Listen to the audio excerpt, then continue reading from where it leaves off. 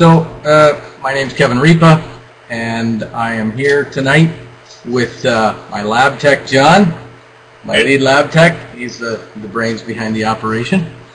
I must say that from the forensic side of things, he's attended a few of the SANS training things, and I mean, I've spent a lot of money on training on different people, and I got to say that SANS is A1.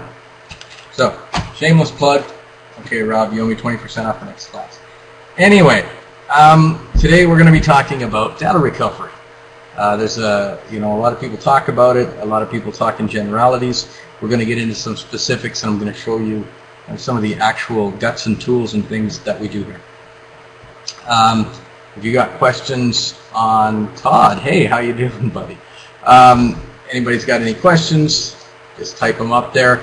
This is my first time using Adobe Connect, and I've been finding, since the presentations have been going on, that I forget to look on the left-hand side. So just bear with me, and I'll get to it. Okay, so let's talk a little bit about hard drives and how they work. Now, everybody thinks a hard drive is a storage device. It kind of is. What people don't realize is that a hard drive is basically a little computer all by itself. And when you look at the card on the back of a computer, I hope everybody can see that, that little card has chips on it, and one of those chips is almost like an operating system for the hard drive. Now, each manufacturer has their own type of code that they'll write, so basically their own operating system, if you will. And when we do data recovery, depending on what's wrong with the drive, we've got to get into that operating system, and we've got to fix some of the files that are in it, and I'll be showing you some of that in a second. Let's talk a little bit about what can happen to a hard drive. Now, what we see a lot of the time here is bad platter surface. The platter surface just degrades for who knows what reasons. There may be a lot of read-write activity on one portion of a platter surface, and once that degrades, for a number of reasons, it won't read properly. It'll cause smart errors, and it'll cause the drive not to boot. So then people are calling saying, I can't get my data. Another reason can be electronic failure on the card. As I said, there's a ROM chip on the card that basically holds the operating system of the drive. And just like, Windows can get corrupt, this operating system can get corrupt as well. And so sometimes we have to go in and recode it, much the same as you might reinstall Windows, or you might go, maybe pull one file off an install disk and put it into a Windows directory, and that'll work. We can do kind of some of that too, but of course now we need the equipment and that kind of thing to be able to read that operating system and be able to talk to the board. And we have the technology to be able to talk to the board directly. The board doesn't even need to be on the hard drive. So we have that ability as well. Some other problems we see are head failures. And obviously we can't get into every problem we see because they are quite numerous. I'm just hitting the highlights. But we can, if the heads fail, very seldom do all the heads fail. So, in some of these drives here, we're seeing 8 heads in a 4-platter drive. And so we may use, maybe it'll lose one head. And in that case, we have the capability to shut a head off. So we can turn one head off, leave the other 7 on. We can image those 7 heads. Once we have those 7 heads imaged, we can do a head swap on the drive with a good set of heads, and we'll shut off the other 7 heads and only turn on the one head we didn't get previously. And then we'll image it that way. We'll just take that 7th head, we'll marry up all of the head dumps, and voila, the data's back, if everything works properly. We get seized motors. So when the motor seized, the drive won't spin. If the drive doesn't spin, well, I don't need to tell you what happens. We get stiction errors or stiction problems where the head might crash into the platter and stick there. Obviously, the polished surfaces are polished to such a degree that if the head touches the platter when it's not turning, it'll stick. and it won't unstick itself. You basically have to open the drive up and you have to unstick it. Now I'm going to give you a little bit of a tour around the lab here. Just basically, we're at my house right now. We decided to hold it in here just simply because it's a smaller environment. We don't have to walk around with such a long cord.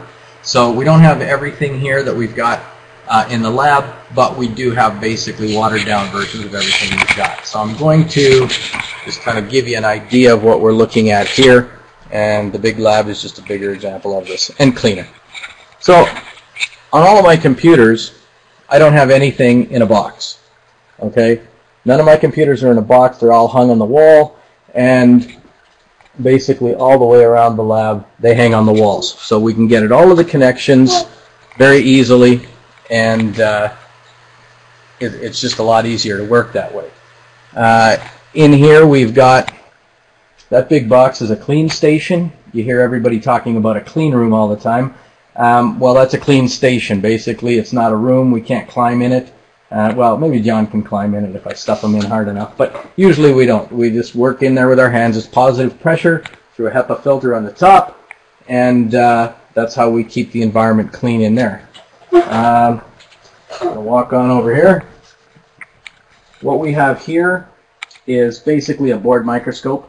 So when we're looking at a board and we need to read the information off the chip, this microscope will blow it up, and then we've got a little screen here which will show us the chip.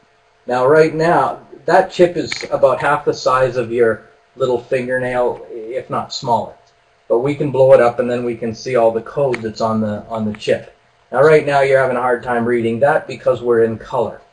On some chips it's difficult to read the code, so what we can do is we can turn that light right down and it'll switch that camera to black and white, and then we're able to read the data on it. I'm going to apologize right now that for all the bouncy, because obviously when I'm walking around with the camera, you're going to get that. So, what do we do when we get a drive in? Bear with me, I'm just going to read some of these comments here. Craig, yes, PC3000 is what we're using and what I'm going to be showing today.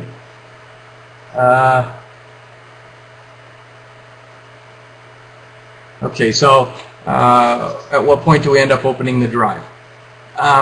Whoa, there's a lot that's going to happen before we open the drives unless we know what's happening. If the head is stuck to the platter, that's probably 7 to 10% of the drives we get. And that's usually caused, we usually see that in laptop drives, very seldom in desktop drives. The reason being, laptop drives have shock sensors. So if a laptop is falling, it will sense that it's falling and it will stop the platter. If it stops the platter faster than the head can park, which is off the platter, we're going to show you that in a second. John, can, when you get a chance, I need you to grab me an open laptop and an open desktop drive. We won't worry about it yet. Then the heads, normally on a laptop, the heads will park off the platters. They go up on these little plastic ramps, and that's where they park before the drive spins down. When the drive starts up, the head starts to spin. The platter starts to spin. Once it gets to a certain speed, the heads will unpark and slide over onto the platters. Now they don't touch the platters. The separation between them and the platters is called an air bearing. And this air bearing is caused by the spinning of the platters, creating air movement inside the drive.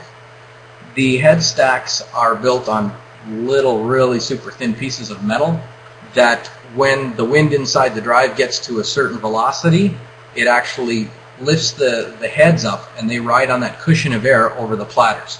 If you were to stop the spinning, the heads would fall down onto the platter because there's no air bearing to ride on. And so, like I say, about 10% of the time, the heads will stick to the platter. When that happens, we know right away, because when we try to power up the drive is going to sound, it's just going to, it's going to sound like a motor that can't spin. It gives kind of like a whir, and it doesn't actually do anything. A lot of the diagnosis that we do is by sound. and you just have to get used to what different drives sound like. Seagates make a different sound than a Western Digital. A burned motor will make a different sound than, you know, a head stack. A head stack will make a different sound than electronic failure. You know, the question gets asked, I was just getting to that, Ed. Click of death, good question. The click of death, basically to explain what causes the noise. When the heads come onto the platter, the first thing they're going to do, they're told by the operating system on the hard drive how to get to zero sector, okay? And so then they go to where they're told zero sector is. If they can't find any readable data there, then they're going to go back to their park position, and they're going to go back to zero sector and look for it again. If the heads are failed, of course they're never going to be able to read sector 0.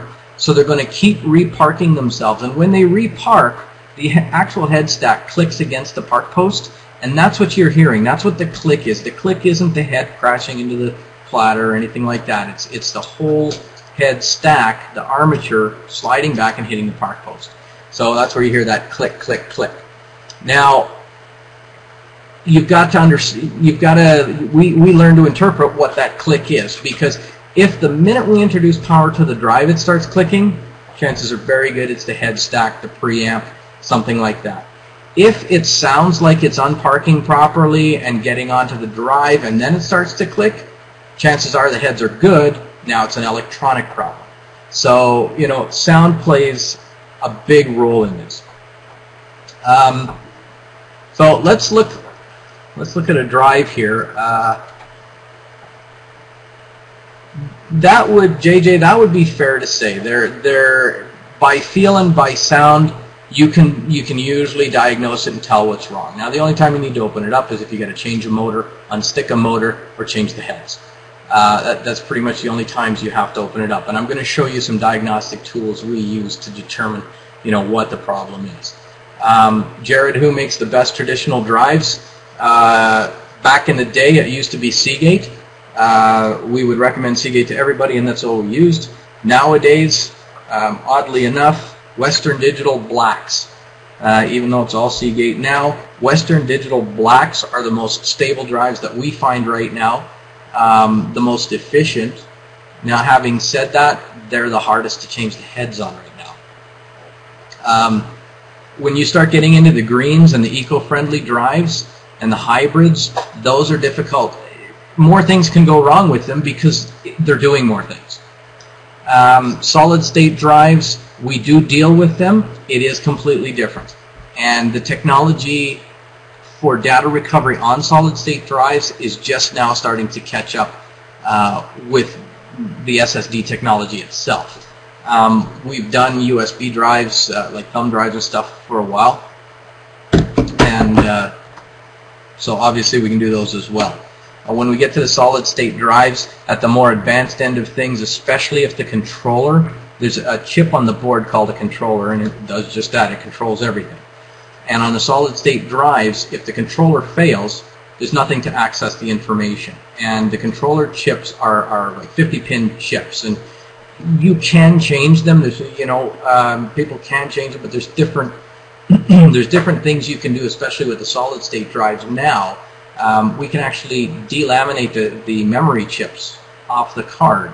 We put them into a reader and we dump all the data off that chip, you know, onto a drive. Once we dump all the data off of all of the chips, there's emulators that can emulate the controllers of a lot of these solid-state drives now, and those controllers will actually help us rebuild the interlacing between the chips and help us get the drive back. So let's look at a diagnosis right now.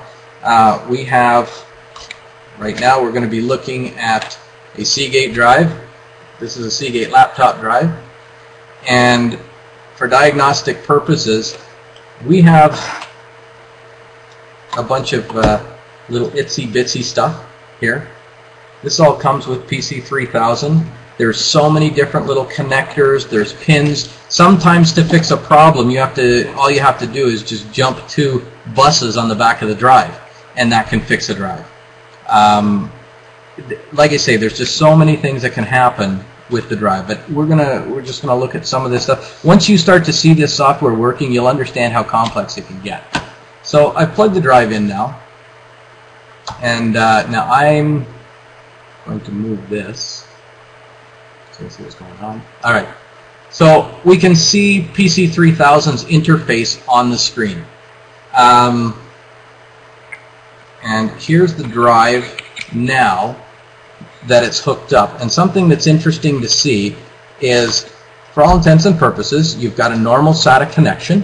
Okay. I'm going to pull this camera off for a second. This goes to an interface card. This interface card is specific to SATA. This chip helps read a Seagate drive on a terminal level. This connection only is used on Seagate drives. You don't use it on any other brand. And this all goes back to this PCI card down here, the green one in the screen. That's the guts of PC3000. That's where the money is. That PCI card right now about $8,000 to $9,000 and costs about $2,000 a year to keep the license updated. So, I mean, you're not going to find those in everybody's backyard. Where do I get all the goodies? Actually, let me get this connected again. Again, this connection here is only for Seagate drives. And as you can see on the bottom of a Seagate drive, where the connection are, any Seagate drive is going to have these 4 pins here. And nobody ever uses them. Nobody knows what to do with them. Well, that's what it's for. It's for diagnosis and repair. It's not for end users. This helps us talk to the Seagate drives on a terminal level. In other words, to be able to communicate with the operating system of the drive. Where do I get all the goodies? Well, there's basically, the data recovery world at the lab level is very, very small. There are essentially 3 major players in the data recovery hardware end of things, and they are Atolla is one piece of equipment made by a company called Insight. I think they were just bought out by YEC. They're based out of Los Angeles, and a lot of their equipment comes from Japan. We have tried their hardware. It's we found it, and this is my personal opinion, we found it to be buggy. We found that at times when it was trying to diagnose things, it would get the diagnosis wrong because it didn't know what was wrong. So rather than say nothing, it would report something, but that what it was reporting was wrong. Having said that, Atolla is probably the most user-friendly equipment to use, and it's some of the cheaper hardware to use. The problem with it is you can't get to the drive on as granular a level as you can with PC3000. The second players are a company out of China called Salvation Data. I believe if you talk to anybody in the data recovery world at this end, you're going to probably hear most of the same stuff. Quite frankly, in my opinion, their stuff is junk. It doesn't work, and most any data recovery company will tell you that. Theirs is really, really cheap stuff. They promise the moon, and you get it, and you try it, and a lot of it's outdated. The manuals are all in Chinglish, very hard to understand, and if you go back to them and try to get your money back, yeah, good luck with that. The third player and the biggest player is PC3000, made by a company called Ace Laboratories in Russia. These are the last word in data recovery. They're the most expensive in data recovery for this type of equipment, and like I say, they're based out of Russia, and if you want, they also offer training on their stuff, and if you want that training, you've got to go to Russia. They don't offer courses anywhere else in the world, but without exception, every major data recovery lab has their equipment. Your on-tracks, your drive savers, any of these big boys, 360, Action Front, CBL, they're all running PC3000 besides their own in-house software. Do you have any favorite tools for low-level firmware analysis? Yes, and I'm about to show that. This is the PC3000 module utility we're going to use. How far can we get with MHDD? MHDD is not a bad tool, but you've got to understand what the limitations are. MHDD can talk to a drive that may have some bad sectors that it can't see through. MHDD will get around smart errors probably 15%, easily 15% of the drives we get. The only problem is a smart error. And if we shut off the smart, or we bypass the smart, or reset the smart, we can successfully pull an image off the drive and use it to rebuild the data. Another thing that MHDD will allow you to do that's very, very important is it will allow you to read the drive backwards.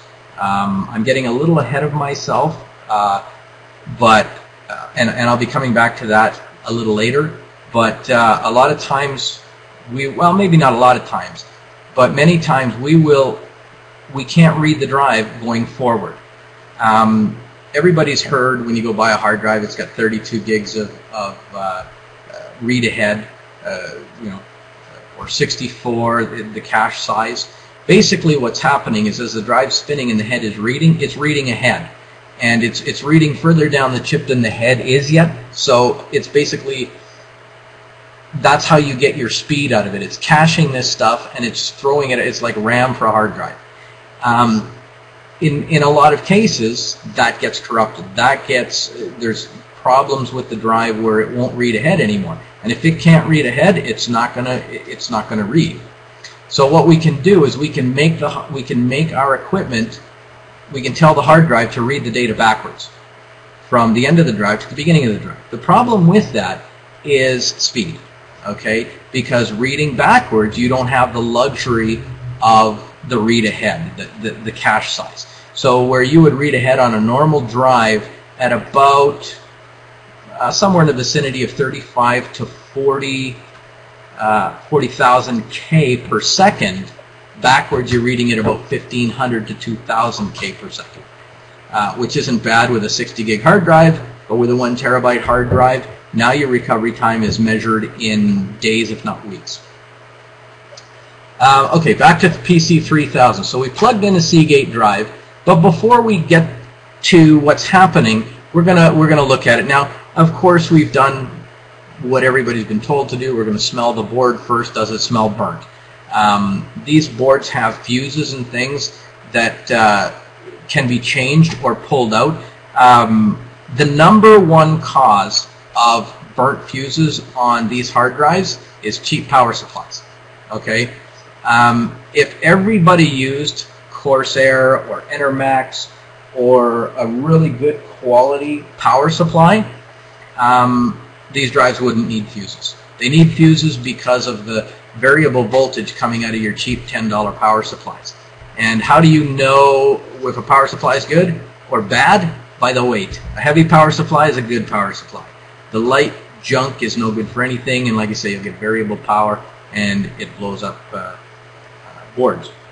So, the old freezer trick. Well, okay, getting a little sidetracked here, but I'll answer this because it's out there everywhere. Does the freezer trick work? Well, a little bit. Mostly it's a myth. Mostly it will not work. Back in the days of the old drives, and we're going back to small drives, 2 gig, 4 gig. Wow, Ed, nice job.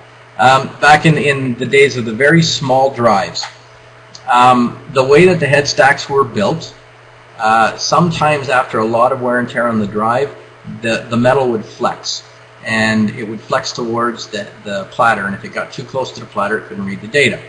So throwing it in the freezer would cause the metal to contract, pulling the head away from the platter the right distance so that for a few minutes until it warmed back up, you could pull data off.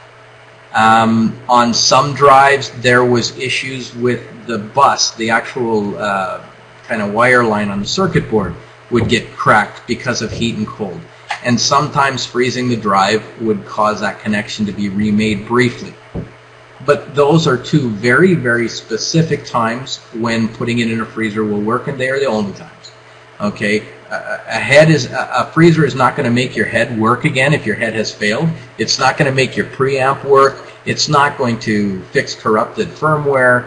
It's not going to fix platter surface. It's not going to do any of that. And on the newer drives today, basically if you've got a drive bigger than, let's say, 10 gigs, forget about the freezer. There's no way it's going to work, and the only time you should be putting it in the freezer is if you know what's wrong with it.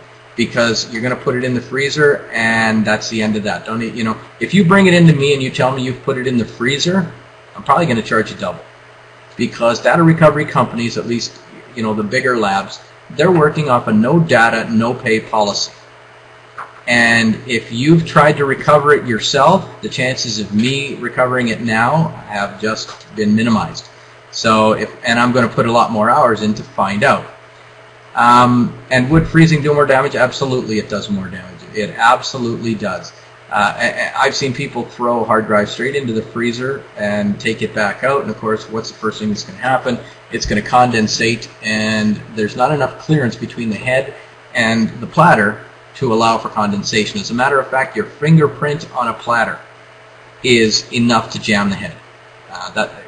Your oil is that thick.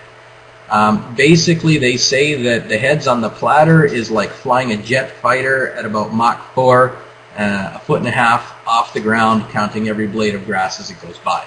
That's the kind of tolerances we're looking at. If the Empire State Building was your heads and the platter was the ground, the Empire State Building would be 4 millimeters off the ground. Not a whole lot of tolerance there. So let's go back to PC 3000. First thing we're going to do, we can control the power to the drive. So you saw me plug in the drive. There's no power to it. I can turn on and off the power with this power control here. So I'm going to turn the power on, which I've just done, and you're going to see a busy light come on down here, and it's going to read the drive. And basically it's talking to the drive. It's trying to find out what it can read about the drive. And right now this red block is drive write failure. But because the drive request and the indexing are looking good, I'm going to shut it off and I'm going to restart it. Now, how do I know to do that rather than just stop right there? Experience. It's just whenever I get an error, I'm going to start it again and try to change that error, because many times it'll come on, it'll come off, and so we just keep trying. And I'll try it 4 or 5 times, waiting to see if the drive will come ready. If the drive doesn't come ready, then we know we've got firmware issues, and maybe there's not a whole lot we can do. Maybe we've got head issues.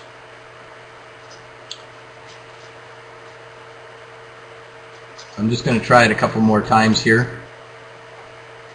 Now, that's one of the drawbacks of doing it live, is that you never know what you're going to find. It's like a box of chocolates. Now, we're trying to ID the drive. I don't think we're going to be able to ID the drive because we're getting these errors down here. I'm going to try it one last time, and then I'm going to change to another drive and show you what it should look like.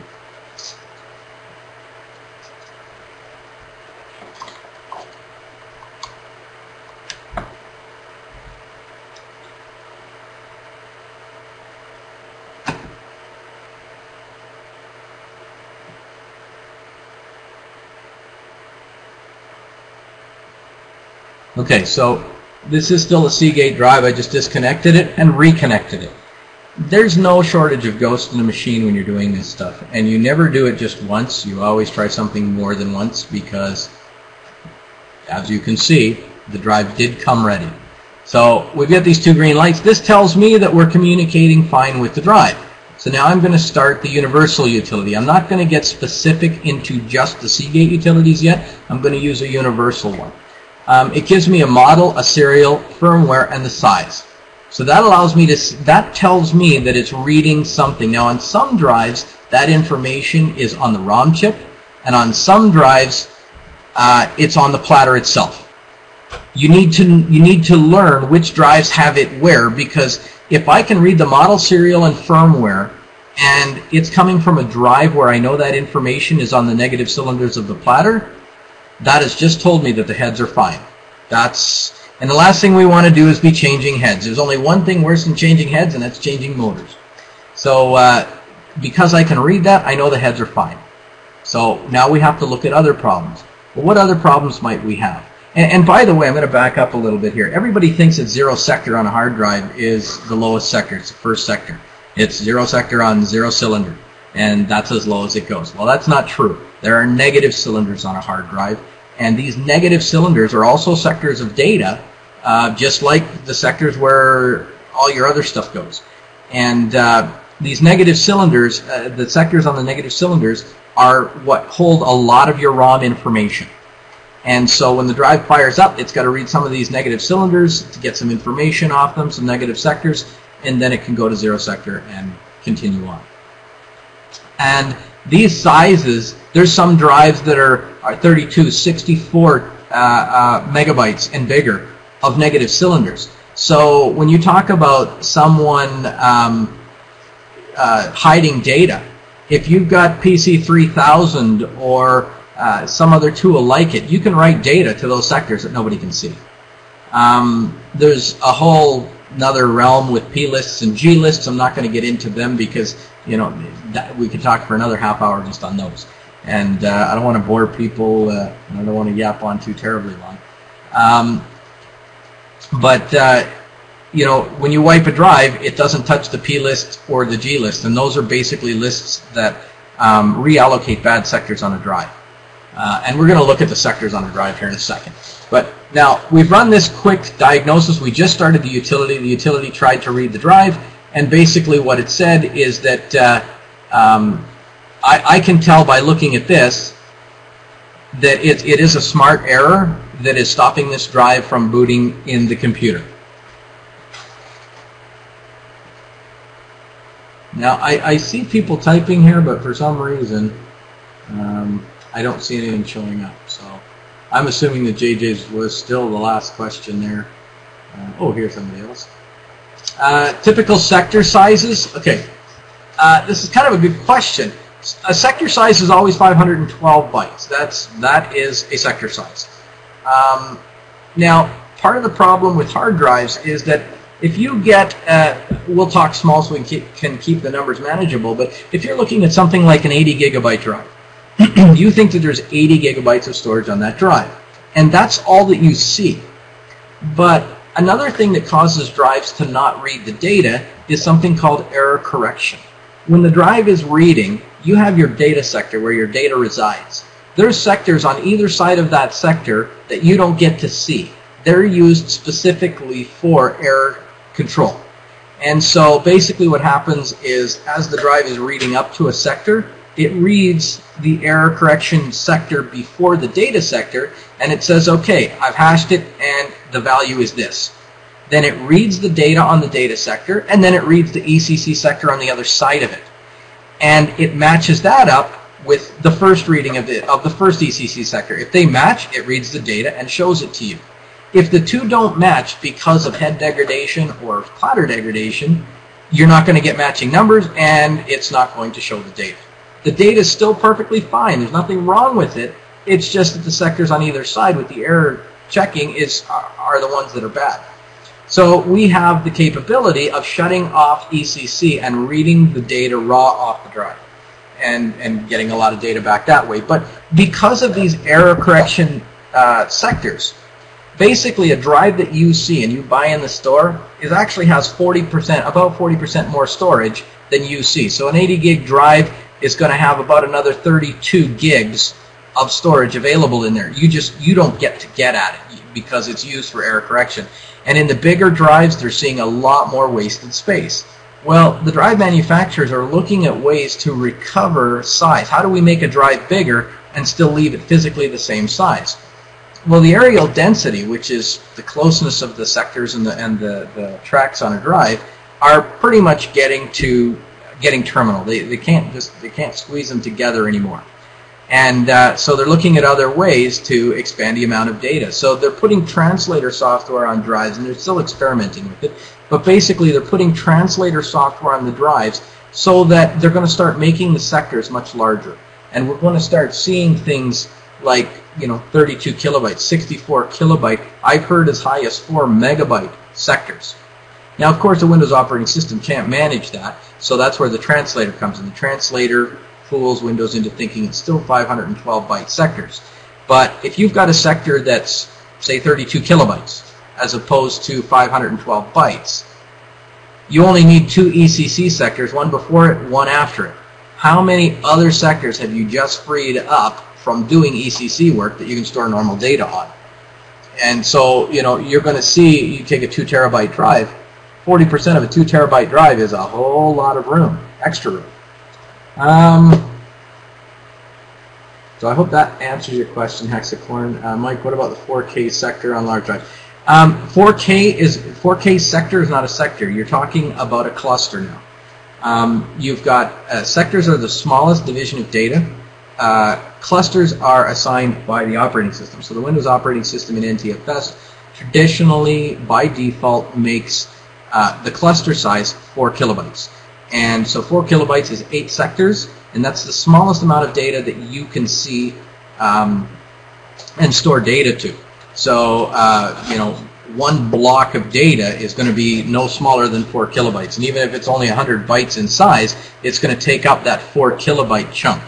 So that's what, and it doesn't have anything to do with large or small drives. That's operating system driven. Now you can alter that. You can make your cluster size the same size as your sector if you want, but that will slow your drive down. You can, because it's going to seek a lot more and it's got a lot more error control. It's going to screw up your MFT. Your MFT is going to have to work harder. If you make your sector, your cluster size bigger, then if you lose data, you're going to lose a lot more data at once. So they've kind of figured that 4K is a happy medium, and it seems to work pretty good.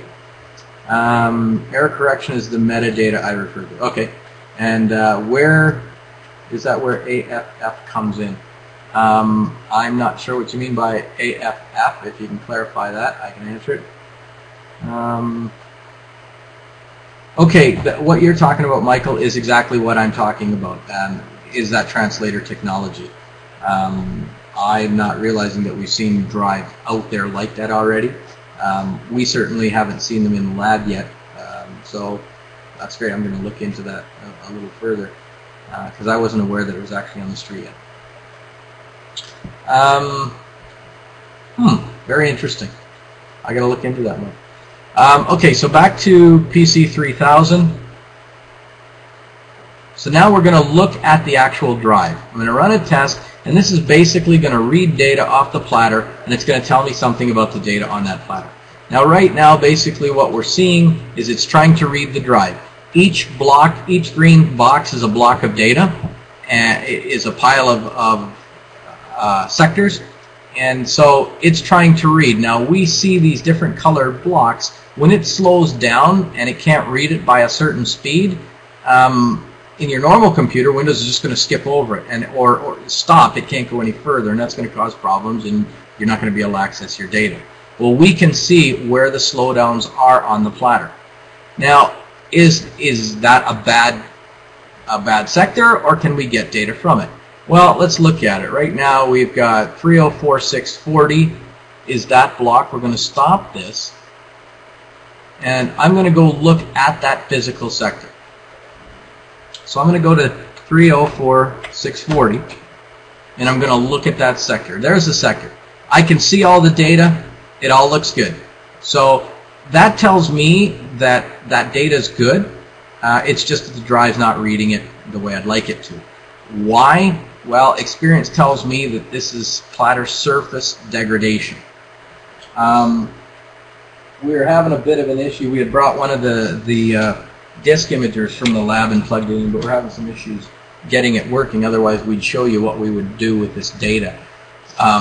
So unfortunately, I can't show you that end of things. That was pretty cool. I was hoping to be able to show you that because you can see the sectors at the sector level. You can see the data on it. You can see the equipment dragging the data off the drive. You can make it read the data forward, backwards, with error checking, not with error checking. You can turn on the read ahead. You can shut the read ahead off. Really cool thing to be able to watch and work, but we're just having a little bit of trouble getting it working. So unfortunately, I'm not going to be able to show you that. But we can look at some other stuff on this drive. Let's go and look at the Seagate Utility by itself. So we're gonna home in on Seagate, and I know that this one is a 5400.6. So I'm going to start that utility, and now it's reading a whole bunch of stuff about the drive, and it's going to tell me stuff about it. Now,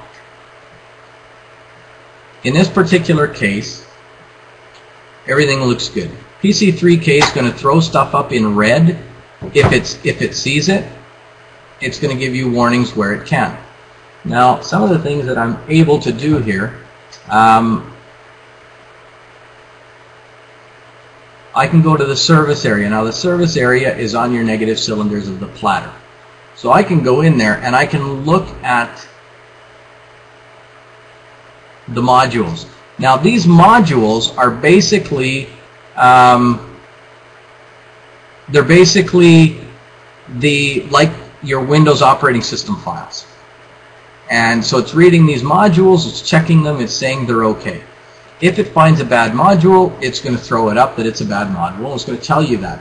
Now, one of the things we can do is we can take another drive of the same firmware, and we can copy a good module off a drive into memory on PC3K and then write it to this drive in order to correct that, that bad module.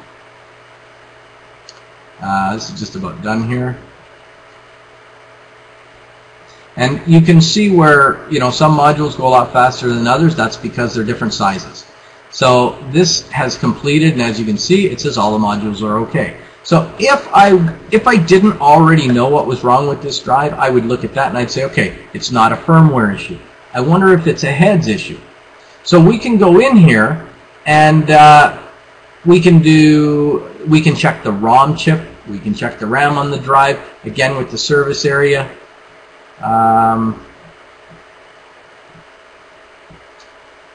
Here's another thing that we can look at. If you've heard of Trusted Platform Module, this is where you can go into the BIOS and you can set security so that the drive won't boot without entering a password as soon as you hit the power switch. The reason it's so secure is because that password is put on the negative cylinder of the hard drive. So it can't be read by anything. So all we have to do with PC3000 is we can go in here to the security subsystem and we can open up the hard drive. Basically what it's done is it's gone in the hard drive and it's grabbed the module that holds the password. And if this drive had a password, it would show it to us in plain view, just like that. We would see it. And so if somebody has a drive and they bring it in and say, yeah, somebody set this in a BIOS and we can't clear it, we can't access the drive and we need to get into it, big money to clear this password. Big money. Because nobody's going to, if you don't have something that can access the negative cylinders, you're not going to clear this password. So all we do is we go in there and we clear it. And we can, you know, we can clear it in a number of different ways.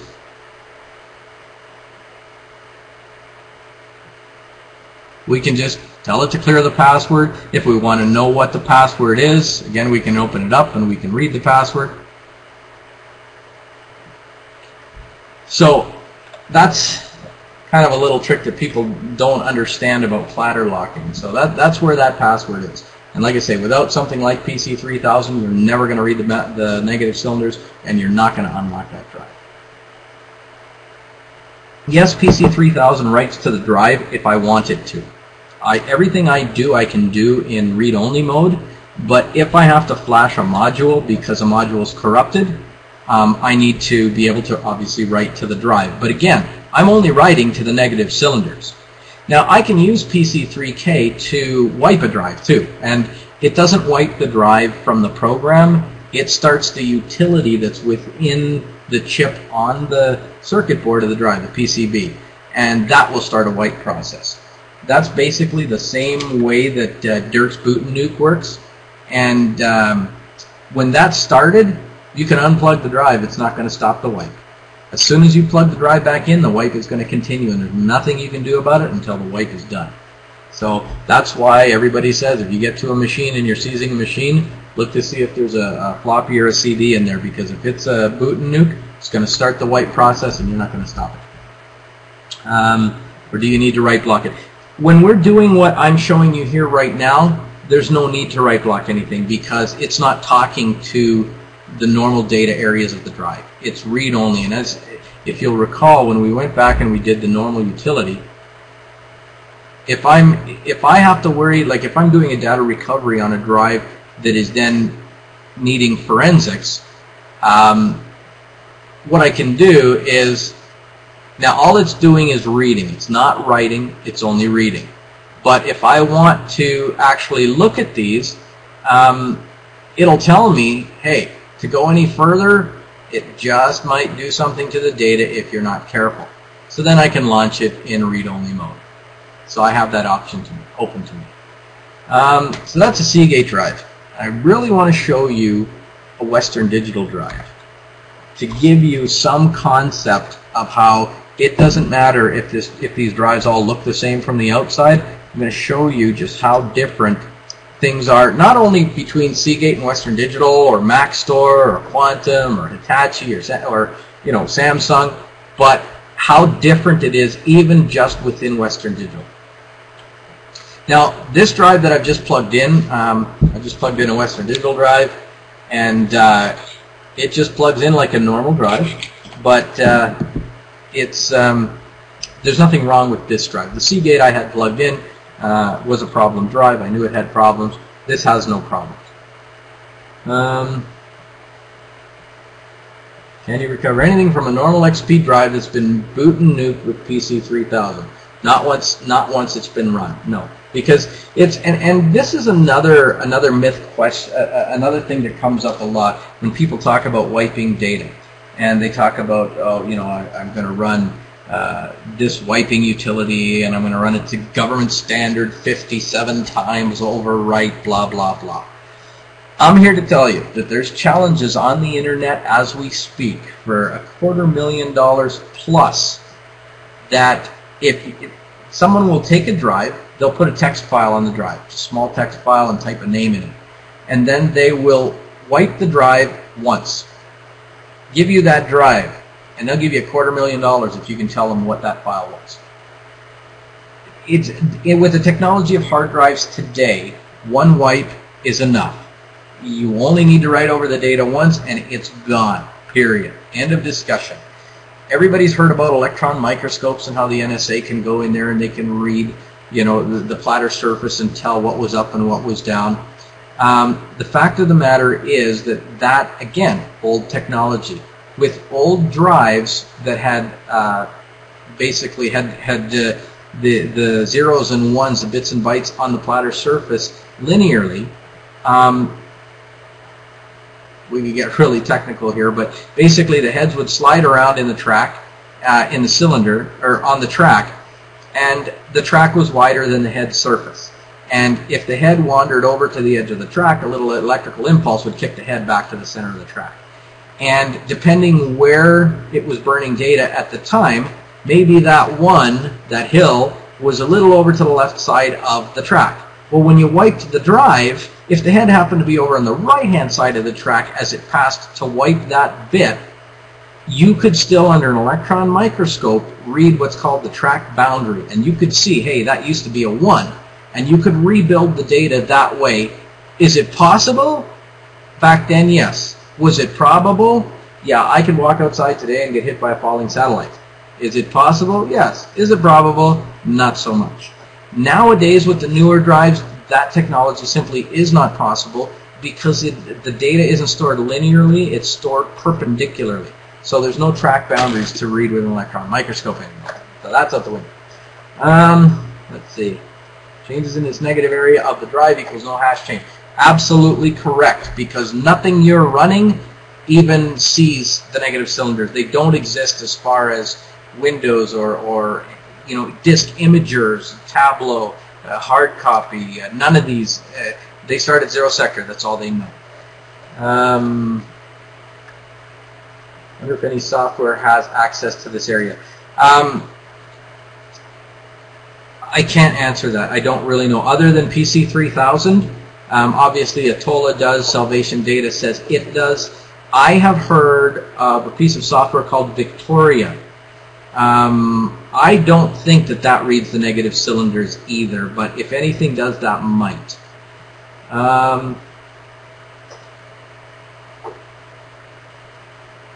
You're not wiping the drive by writing outside data, but simply initiating the internal wipe command.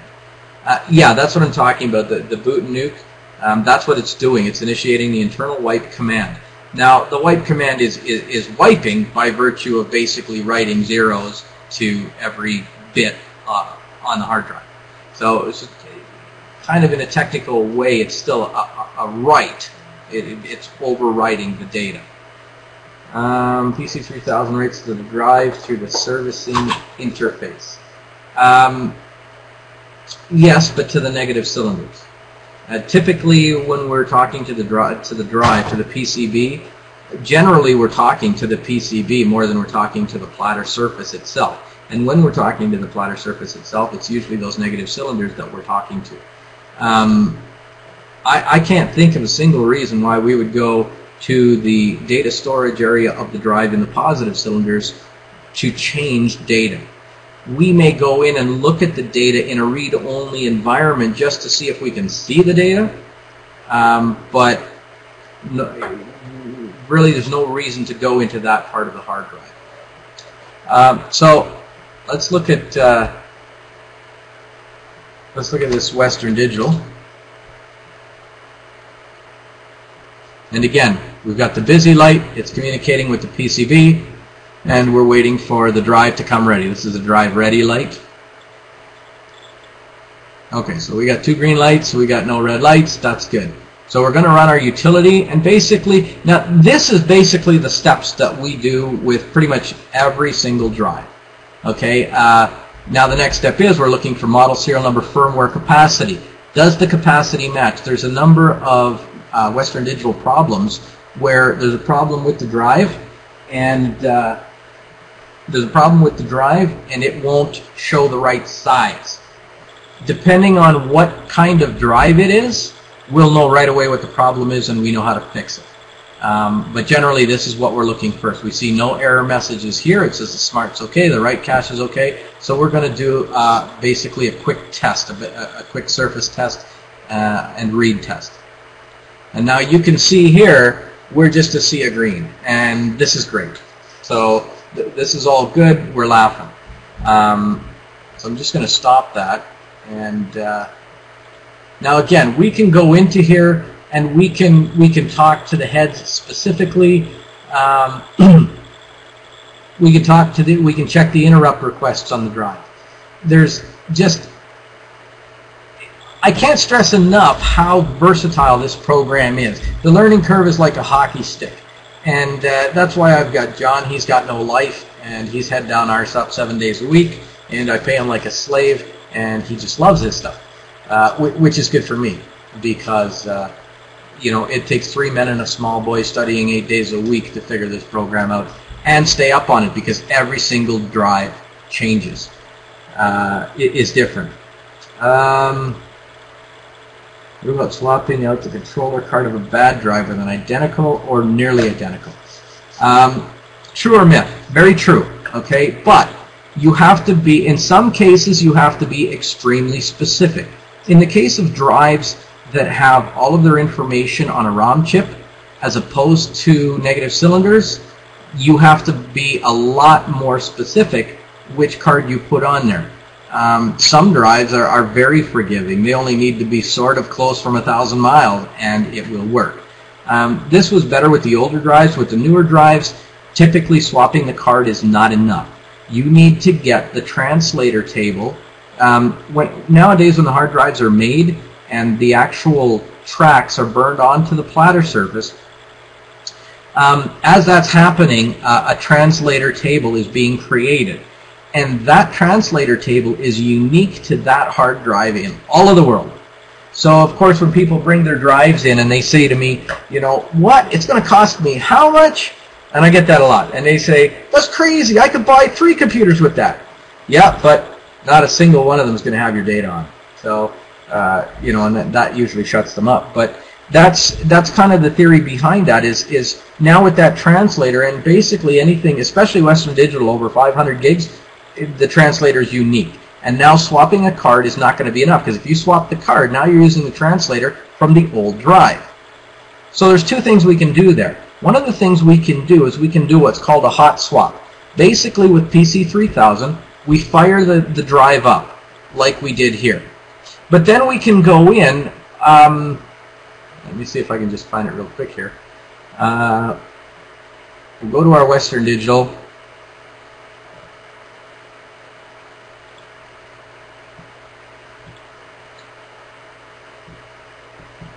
Now I want you to see this. All of these names, these are all family names of nothing more than certain Western Digital drives.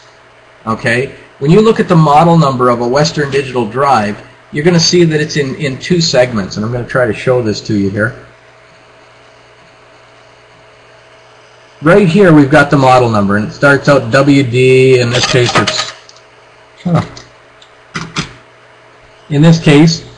it's you see the long number. I'm trying to do this backwards. Then you see a dash, and then you see usually 6 characters. The newer drives have 7.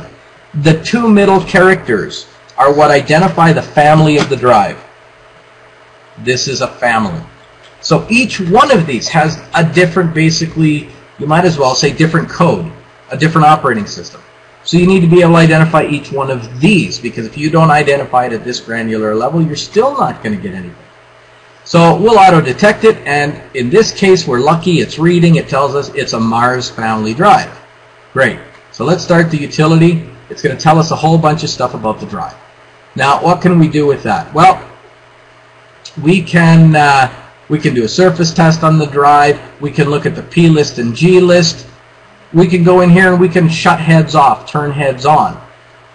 We can go in, we can do heads tests. So the drive will test the heads to see what they're like. Are they reading good? Are they reading bad? On the Western Digitals, you can get a lot better idea here of what the surface area looks like. But a heads test, like I say, you can, and I can turn heads on, I can turn heads off. I can tell it to test one, I can tell it to test them all. I'll just take 2 here because it takes a bit of time. But now it's telling you which head it's going to test. I'm going to stop the heads test because it just takes a while. And we're going to look at something else here. I'm going to go in and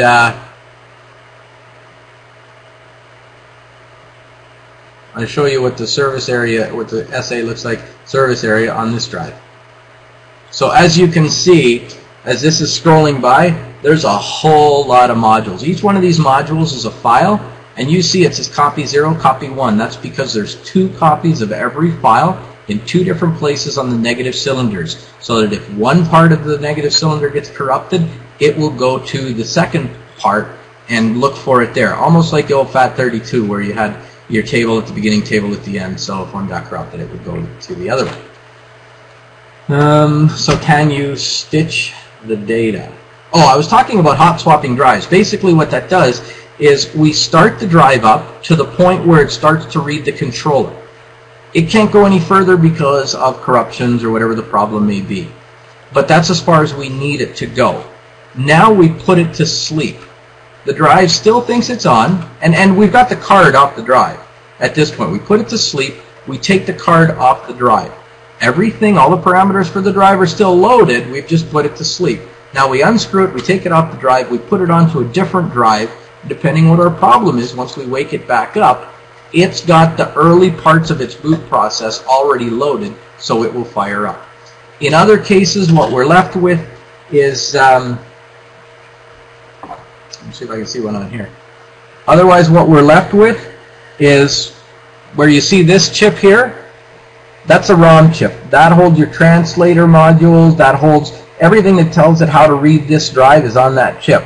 So also this gets corrupted as well. Probably 30–40% of the time it's a corruption in here. And so what we'll do is we'll use that heat gun I showed you earlier, and we actually unsolder that chip and solder it onto a different board. Say the controller's shot, a fuse is shot, resistors are shot on the other board. We can move this ROM chip with all of the parameters of the drive onto a new board, and then when we transplant it, the drive works again and we can get the data off it. So what else have we got here? So you can stitch the data. I'm not sure what you mean by stitch the data. I guess what you mean is recover it from different areas and rebuild it. Not with this drive or with this software. The idea with this software, with PC3000, is to repair basically the physical part of the drive, the electronic part of the drive, so that we can get it to a point where we can pull data off. And once we can pull the data off, we're pulling the data off sector by sector and rebuilding it onto another drive. And when we're done, if everything worked, you're going to see it just as if you had plugged a perfectly good working drive in as a slave, and you're going to read everything on. Cindy, you're right. Absolutely. That's another big thing. When we plug this into PC3000, you can't see them, but there's a series of lights we have on this control panel, and it can tell us what the voltages are, if the voltages are good. In these tests that you see here on PC3000, if there's voltage problems, which you're going to get with bad terminals, we're going to see that. And we'll pull the card off, and yeah, we clean it with a pencil eraser. We just clean the contacts, put it back on, and sometimes that's all it needs. Do I have instructions for PC3000 in English or not Russian? Yes, they are in English.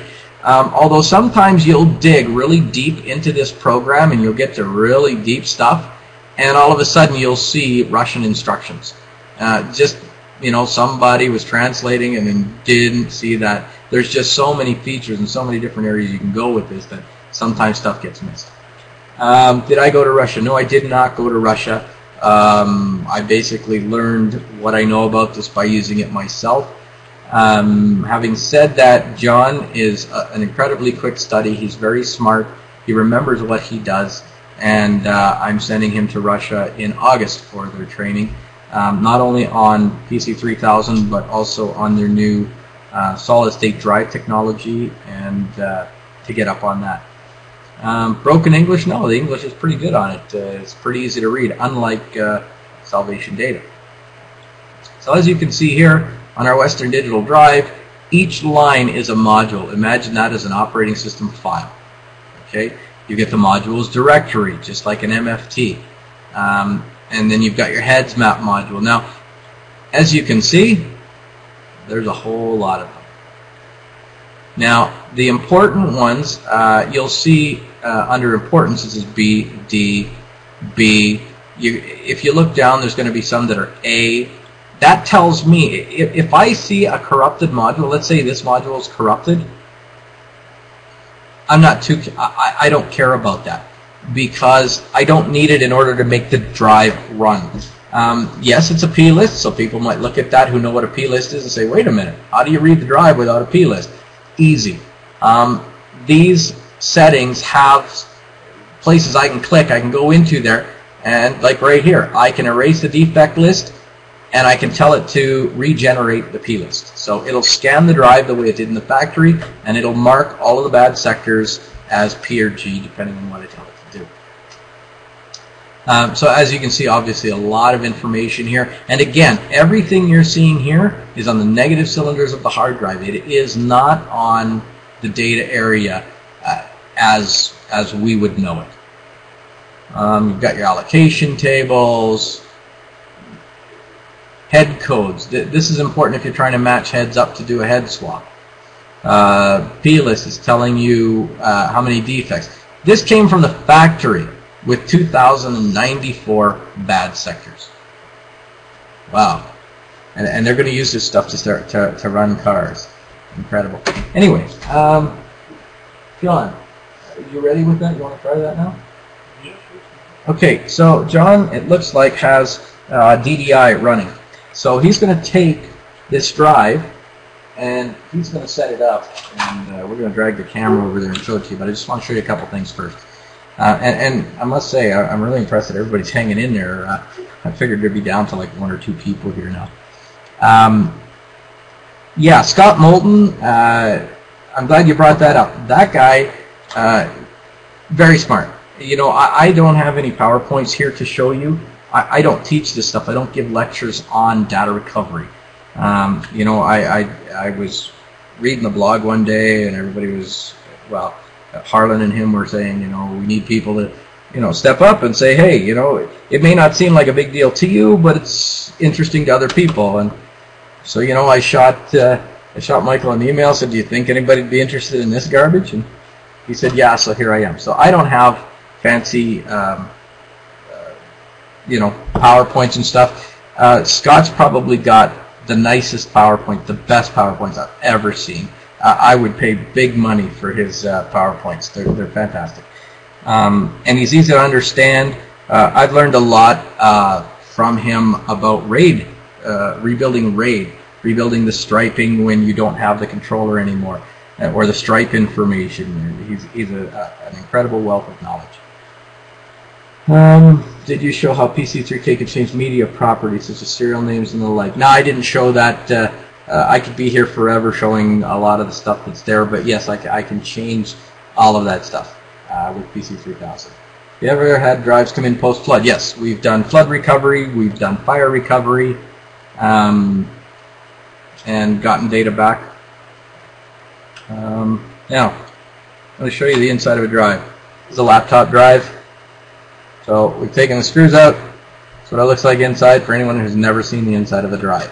Now you can see here that now obviously this drive is no good. It's a dead drive. It's toast. The heads are gone. So we can open it up. Normally we would take it into the clean station to open it up. A speck of dust on the platter surface here, if it doesn't get blown away immediately when the drive spins up, it will trash the heads. So over here are the heads. And as you can see, they're up on a plastic ramp as opposed to being on the platter surface itself. Once the platter spins up, then the head will go on over to that. And actually, I'll shut this off, and I'm going to see if I can get this thing to spin up and unpark the heads so you can see what happens.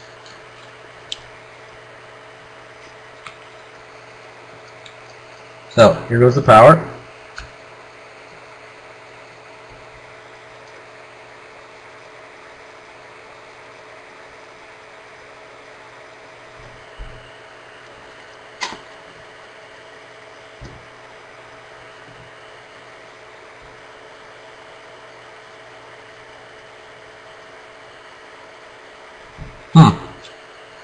This drive might be dead. I just grabbed it at random, so it may have been a bad motor anyway. Yeah, that's a dead drive anyway, so we can't get it to spin. That's a laptop drive. Here's the inside of a desktop drive. As you can see on a desktop drive, in most cases the heads are against the spindle, which is that middle part. And it's on the inside there's a park area, a landing area for the heads, so they can sit down on the platter when it stops spinning and it doesn't damage them. I'm going to see if I can put some power to this one so you can see it spin up.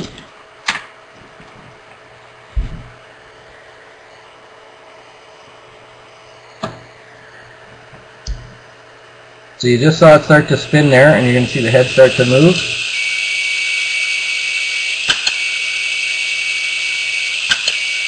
Okay, now those noises that you're hearing, they're not damaging anything. They're not damaging the platter surface. They're not. The squeal is basically an alarm code from this particular type of drive, and that knocking, you've seen the knocking now, so you can correlate the knocking with what the head is doing.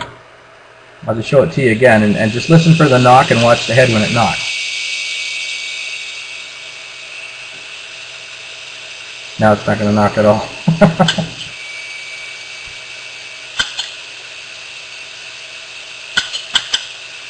So you can hear that knock. That knock is it's just this part of the drive hitting the spindle. So it's not damaging the heads while it knocks, nothing like that. My best recovery story. I think my best recovery story was a hard drive that we got in from a Taco Bell fire, and it was a security camera hard drive, and the computer was melted all around it. And they knew it was an arson fire, and they figured, you know what, if we can recover the data on these drives, maybe we'll be able to see who started the fire. And so we basically took out a Dremel tool and cut all of the melted computer away from the hard drive. Took the hard drive out. We couldn't even tell what kind of hard drive it was because all the stickers were burned off it, and so we couldn't even identify the hard drive other than just by looking at the chassis and understanding what the cards looked like. We knew that they were Western Digital's just based on the card. We dismantled the drives, and we had to transplant the platters into a new chassis, and after we ultrasonically cleaned them, put them back in, and were able to recover all the video, and they were able to know the bad guy. So that's probably one of the cooler data recovery stories. Otherwise, it's pretty mundane. I mean, it gets to the point now where You know, in the early days, you're thinking, geez, can you imagine how much porn you're recovering? As a matter of fact, that's a pretty cool story. We had a guy bring in 2 hard drives one time, and this is back in the days when 120 gigabytes was huge. And he brought in 220 gigabyte drives, and they were both full of porn, nothing else, just porn. And he paid us $1,200 per drive to recover his porn because he didn't want to go download it again. That was kind of neat. But so now you've seen the inside of the drives, you know what they look like. We're going to take the camera for a walk now. John's got a hard drive. John? Yep. So we're going to take a walk over there so you can see he's got DDI working now. So you'll have to excuse the shaky camera here for a second. Actually, going to be using a different drive. Okay, you're going to have to take the camera because my headphones out of reach. Okay. Super. So DDI is another piece of equipment, and what it does is it allows us to see that this is what actually does the recovery. Once we get the drive repaired to a state where we can access the information on it, now we plug it into this piece of equipment, and this piece of equipment, before you plug anything into this piece of equipment, you have to be sure that your head works, your heads are working, your electronics are sort of working, your platter surface is not bad. Now your heads can partially be working. Again, in this piece of equipment that you're going to be showing now, we can turn a head on, turn a head off. So we can read all the good heads and then swap it out because if you've got one bad head, it's not going to read anything. If you shut off the bad head, it'll read the data on all the good heads, and then it'll rebuild all the data. And then you swap the heads, turn on the head that was bad from the last drive, and now you can see he's got the camera on the screen, and what you're showing is the source drive is at the top, and that's the drive we're trying to get the data off of, and then you've got the destination around the bottom where we're going to send the data to. Now, there's a number of features in here. Of course, in the camera, it's not going to be easy to see exactly what he's doing, but he's basically getting it started. It's reading the drive. He can go in and he can tell it how to use the drive. If you want to read ahead, don't you want to read ahead? You want to do 60 sectors at a time? You want to do 120 at a time? How fast? If it hits an error, how long do you want it to try to read that error? And so you can see the data going by right now. Each green block is one sector of data. Now you just saw, you see those 2 wide bands of yellow blocks? It got to an area and tried to read it, and it couldn't read it in a certain time frame, so it skipped over it. And it marked those sectors and says, okay, I'm going to come back and get those later. I'm going to read forward, I'm going to grab all the low-hanging fruit, and then we can tell it, okay, come back and read that backwards. Because maybe we can read it properly going backwards. And we can go and we can tell it, we can go to certain sectors if we want. We can point this program, this piece of hardware with its software, we can tell it to read nothing but the MFT, and then mark the sectors that the MFT identifies as holding resident data, and just go get the resident data. We can even get more granular. We can tell it just to pull off JPEGs, just to pull off almost any file type you can think of, and use the MFT to do that, so we're still getting the file names and the metadata intact. So really an invaluable tool, but again, it's a little box. It doesn't even look as fancy as a hard drive, and you're $2,000, $3,000, $4,000. We've got a forensic version that will allow you to do this and hash it before and after, and that's about $5,500. So we've got both kinds. I'll have to go to court to testify. Forensically, I go to court to testify. When we're doing computer forensics, I testify relatively frequently. I've never been to court once to testify on data recovery that I recall. I know that on the case of the Taco Bell fire, we would have had to testify, but before we went to trial, when the guy was showing the evidence we had, we decided that, really good quality videotape of him pouring accelerants around the place, and lighting the match for the signatures of those guilty. Am I still hard to hear, or is that any better?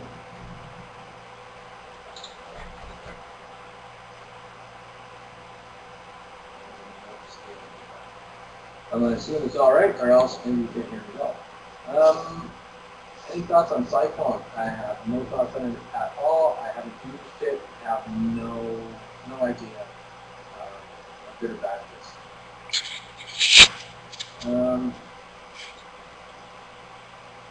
Okay, so anyway, you can see John working on DDI there, and yeah, I mean, there's times we'll sit there for hours and just watch that scan by. At top speed with the drive, that works perfectly fine and there's nothing wrong with it. A 1 terabyte drive will take about 4 to 5 hours to image over sector by sector customer. Anyway, that's pretty much. John, do you want to show them the hard drive there? Of course, when you're doing data recovery, you need to stock a lot of parts. No matter what drive comes in the door, no matter how many drives you have in your inventory, you're not going to have one of those. So you go out and you buy more drives, and this is just what I've got at home in the lab right now. These haven't made it over to the commercial lab yet because we just not recently, a number of months ago, bought out another data recovery company, and this is all of their inventory. And we're in the process of backing up all of the firmware for it, inventorying it, putting it into a searchable database based on a number of parameters, so that when a drive comes in, we can identify what we have in stock. Or if we have to, yeah, nobody can hear me?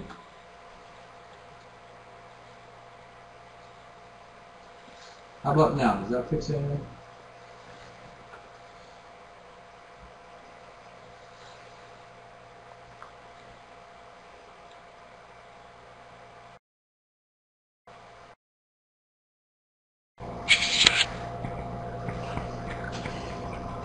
How about now? Is that making anything better?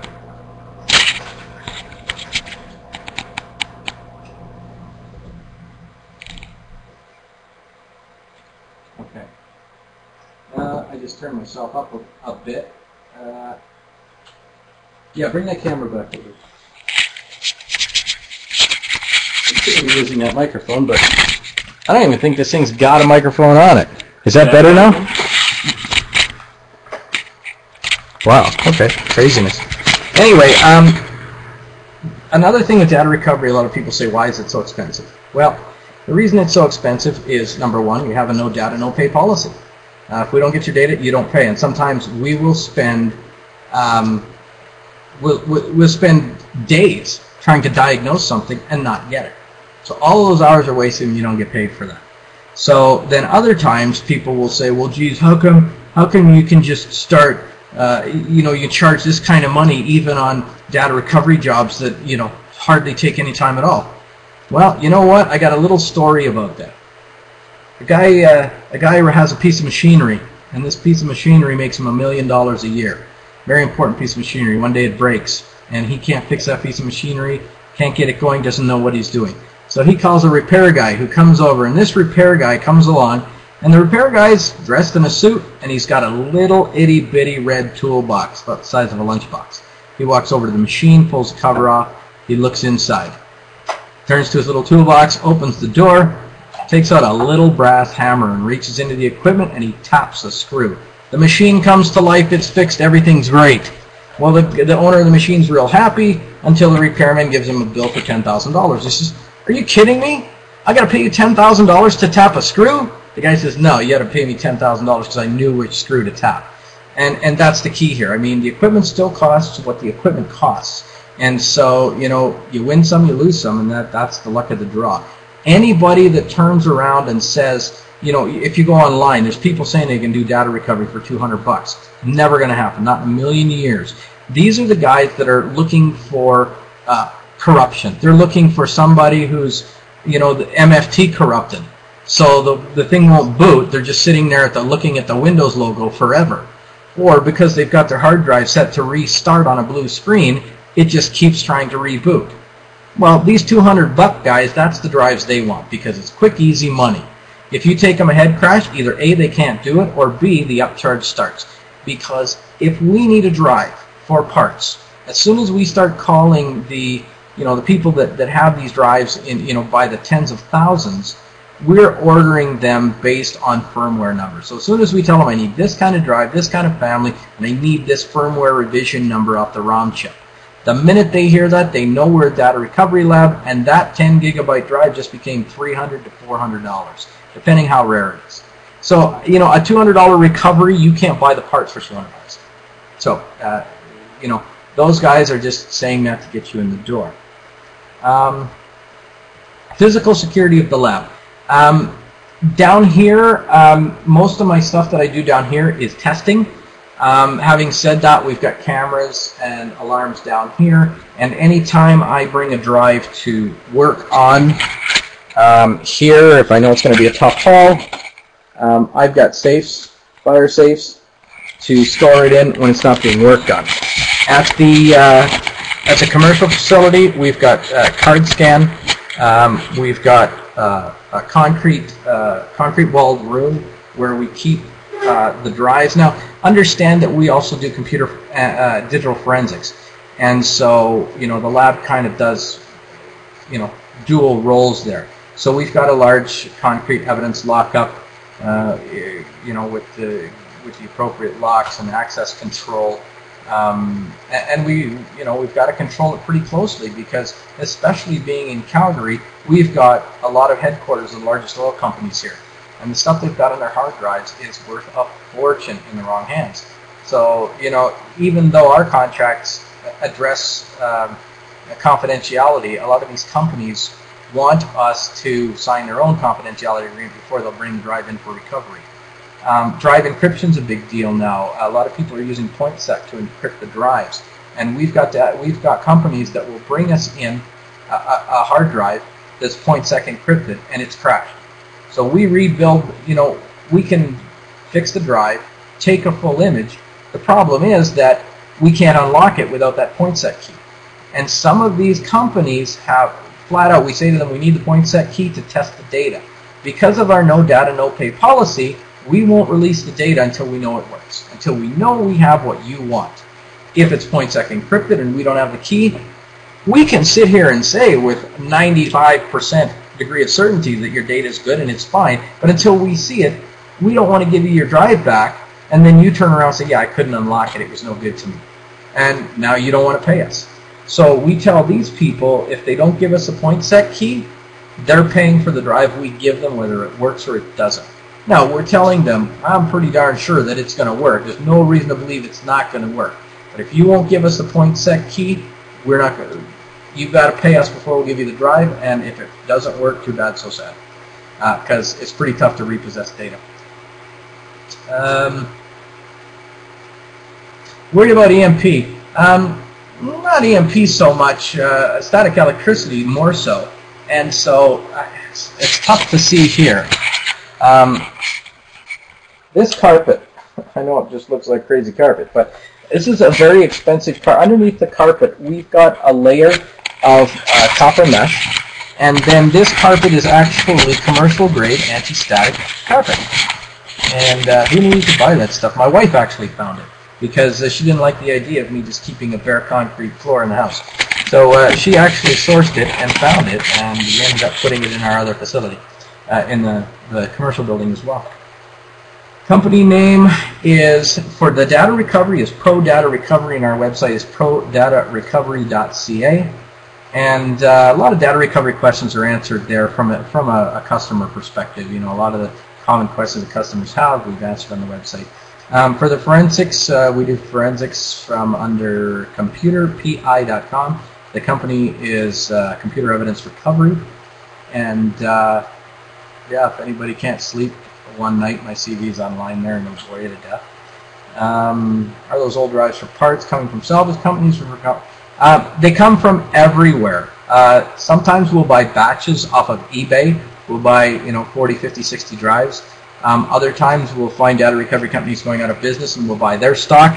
That's kind of hit and miss because we don't know, is this drive any good? What's good? Maybe the heads are bad, but the card is good. Maybe the card is bad, but the heads are good. So then we're left in a situation like we've got right now where we've got 500 drives in bins where we have to test every one and catalog exactly what's good and what's bad on those drives. We go to auctions and we buy old drives. And then if we've got the 500 gigabyte drives and larger, basically when they're that big, they're still too expensive to be buying in bulk. And so we do them one-off. A drive comes in, we need replacement parts, so now we go online to the companies that stockpile this stuff, and that's where, you know, a $200 drive turns into a $700 drive as soon as they know what you need. I think I've gathered on more than long enough, unless there's any other questions. I think I'll shut my pie hole and let you all go home. How about environmental controls? Well, obviously normal HVAC and a battery backup, and that's about what we do. Environmental control is not really that big of a deal, other than I mean, obviously fire, flood. We don't have a sprinkler system. We're not running halon either. We rely on our safes and our concrete walls to keep the drives. I mean, everything else is just equipment, and it can be replaced. Yeah, that's about it. Thank you very much, Craig. That means a lot coming from you. I respect what you do and follow you very closely. Thank you all for your time. I appreciate you hanging around for as long as you did. And I hope you got something out of it. You can go to the website, email me anytime. Happy to answer questions. If there's any law enforcement in the room and you have battery recovery jobs, send them in and I'll do them for the price of parts only. Thank you very much. Bye. Thank you very much, Kevin. I'll just add my thanks to that. That was absolutely brilliant presentation. I noticed that you are